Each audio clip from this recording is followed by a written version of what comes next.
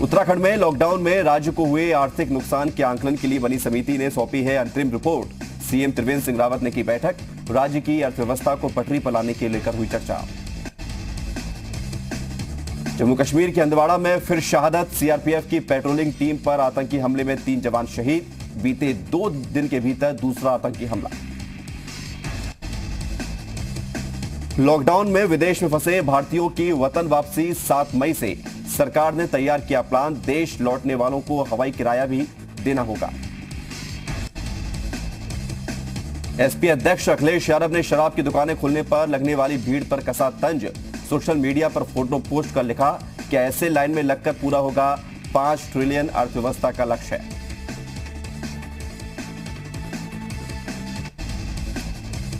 सहारनपुर में पुलिस और बदमाशों के बीच मुठभेड़। पुलिस ने 3 बदमाशों को गिरफ्तार किया। बदमाशों के पास से अवैध तमंचा, कारतूस और चाकू बरामद।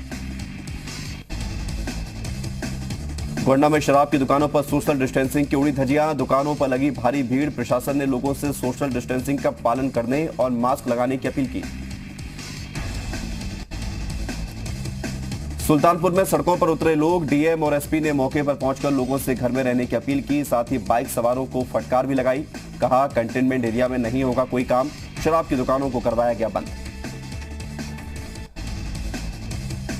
शाहजहांपुर में शराब की दुकानों पर सोशल डिस्टेंसिंग का हुआ उल्लंघन। डीएम ने मास्क न लगाने वालों और सोशल डिस्टेंसिंग का पालन नहीं करने वालों के खिलाफ कार्रवाई की दी चेतावनी।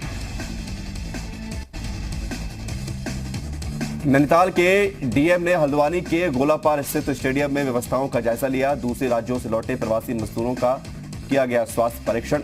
डीएम ने कहा रिपोर्ट आने के बाद लिया जाएगा कोई फैसला।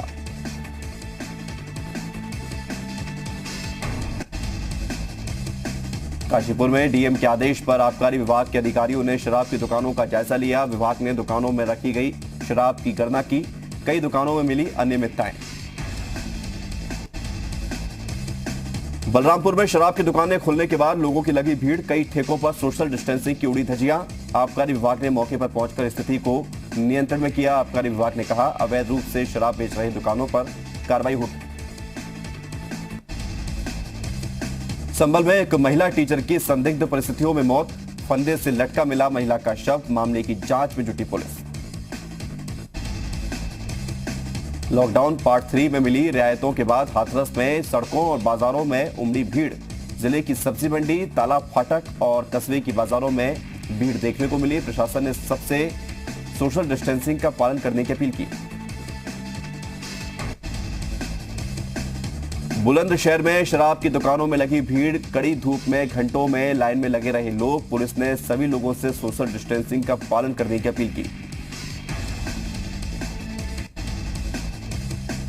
बिजनौर में शराब की दुकानों पर लगी भारी भीड़। भीड़ को देखकर पुलिस ने एक्शन लिया। शराब की कई दुकानों को अगले आदेश तक बंद किया गया। सीतापुर में शराब की कुछ दुकानों पर गाइडलाइन का पालन नहीं करने का आरोप। एसडीएम सदर और आबकारी अधिकारी ने किया निरीक्षण। अनियमितताएं पाए जाने पर शराब की 2 दुकानें सील की गई। अयोध्या में शराब की दुकानों पर लगी भारी भीड़। लोगों ने सोशल डिस्टेंसिंग की उड़ाई धज्जियां। एडीएम सिटी और सीओ सिटी ने मोर्चा संभालते हुए लोगों को सोशल डिस्टेंसिंग का पालन करवाया। फतेहपुर के पत्थरकटा चौराहे पर शराब की दुकानों पर लगी भीड़। भीड़ को देखकर रुका डीएम का काफिला। डीएम ने दुकान का स्टॉक रजिस्टर चेक किया। खामियां मिलने पर स्टॉक रजिस्टर को सीज करते हुए आबकारी विभाग को जांच कर कार्रवाई के निर्देश दिए। मऊ में शराब की दुकानों को किया गया सैनिटाइज। साथ ही सोशल डिस्टेंसिंग का पालन करवाने के लिए दुकानों के बाहर बनाए गए गोले। लोगों ने सोशल डिस्टेंसिंग के तहत की शराब की खरीदारी। मथुरा में शराब की दुकानों पर नियमों की अनदेखी। लोगों ने सोशल डिस्टेंसिंग की उड़ाई धज्जियां। बिना मास्क के भी नजर आए कई लोग। फर्रुखाबाद में केंद्र सरकार की गाइडलाइन और सोशल डिस्टेंसिंग की उड़ी धज्जियां। बिना मास्क के एक ही बाइक पर नजर आए 3 लोग। सड़कों पर दौड़ते नजर आए प्राइवेट ऑटो। बदायूं में जिला प्रशासन ने की मीटिंग। कुछ इलाकों में सुबह 10 बजे से शाम 5 बजे तक दुकानों को खोलने का लिया गया निर्णय। रेस्टोरेंट और मिठाई की दुकानों को खोलने पर रहेगी पाबंदी। शराब की दुकानों पर सोशल डिस्टेंसिंग का पालन कर दें और मास्क लगाकर आने के निर्देश। बागपत में शराब की दुकानें खुलते ही लगी लोगों की भीड़। 143 में से 137 दुकानें खोली गई। आबकारी अधिकारी ने लोगों से सोशल डिस्टेंसिंग बनाए रखने की अपील की। बागेश्वर में शराब की दुकानों पर सोशल डिस्टेंसिंग की उड़ी धज्जियां। लोगों ने नियमों की अनदेखी कर खरीदी शराब। सीओ ने मोर्चा संभालते हुए लोगों को सोशल डिस्टेंसिंग की अपील की। फरुखाबाद में एक किन्नर की हुई हत्या का पुलिस ने खुलासा किया। पुलिस ने 4 लोगों को हिरासत में लिया। पुलिस के मुताबिक काशीराम कॉलोनी के आवास पर कब्जे को लेकर की गई थी हत्या। पुलिस की लापरवाही की भी होगी जांच। फतेहपुर में एक युवक की हत्या। युवक के 3 दोस्त पर हत्या करने का आरोप। पिछले 1 हफ्ते से लापता था युवक। परिजनों की तहरीर पर मुकदमा दर्ज कर मामले की जांच में जुटी पुलिस। कौशाम्बी में भरवारी पुलिस चौकी के पास अवैध रूप से संचालित हो रही पटाखा फैक्ट्री में हुआ धमाका। धमाके से फैक्ट्री की बिल्डिंग ढही। हादसे में 3 महिला की मौत। एसपी ने कहा दोषियों के खिलाफ होगी कार्रवाई। नई टिहरी में भारी बारिश की वजह से 5A कॉलोनी स्थित केमसारी टीन शेड की दीवार गिरी। शेड में सो रहे 4 लोग बाल बाल बचे। लोगों ने प्रशासन से कहीं और शिफ्ट करने की मांग की। सहारनपुर के बेहट और मिर्जापुर क्षेत्र में घाड़ क्षेत्र में किसानों को खरीदार नहीं मिलने से हो रही परेशानी।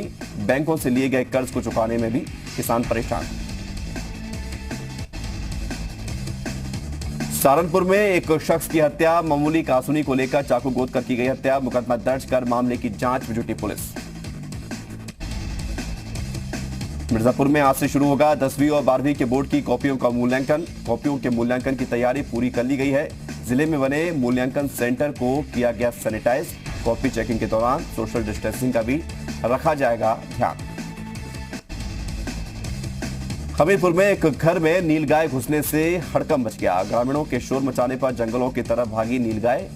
लोगों ने चैन की सांस ली। प्रदेश के अलग अलग जिलों से लोगों को लेकर बागेश्वर पहुंची बस। 60 लोग रोडवेज की बसों से पहुंचे बागेश्वर। सभी की जांच की गई। जांच में नेगेटिव पाए गए लोगों को घर भेजा गया और होम क्वारंटीन में रहने को कहा गया। ऊधम सिंह नगर जिला प्रशासन ने दुकानों को खोलने को लेकर की मीटिंग। दुकानों को ऑड इवन तरीके से खोलने पर बनी सहमति। प्रशासन ने शाम 4 बजे तक दुकानों को खोलने की परमिशन दी। यूपी के ऊर्जा मंत्री श्रीकांत शर्मा ने मथुरा के लोगों से अपील की। लोगों से सोशल डिस्टेंसिंग बनाए रखने की अपील की। कौशाम्बी में पुलिस और बदमाशों के बीच मुठभेड़। 25,000 का इनामी बदमाश गिरफ्तार। बदमाश के पास से अवैध तमंचा बरामद। सहारनपुर में एक महिला ने दूसरी महिला पर फर्जी कागजात के जरिए प्रॉपर्टी हड़पने के गंभीर आरोप लगाए। महिला ने एसपी सिटी से न्याय की गुहार लगाई।